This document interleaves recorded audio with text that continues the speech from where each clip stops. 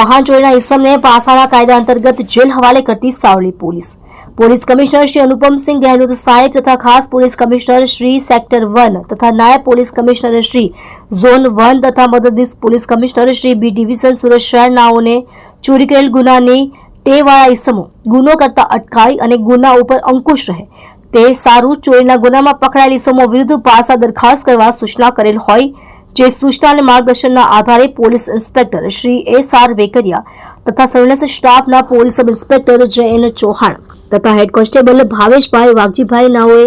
આવા ઇસમો વિરુદ્ધ પાસા દરખાસ્ત તૈયાર કરી પોલીસ કમિશનર સાહેબ શ્રી સુરત શહેરનાઓ તરફ મોકલી આપવા સૂચના આપતા દરખાસ્ત તૈયાર કરી પોલીસ કમિશનર સાહેબ શ્રી તરફ મોકલી આપેલ જે પાસા દરખાસ્ત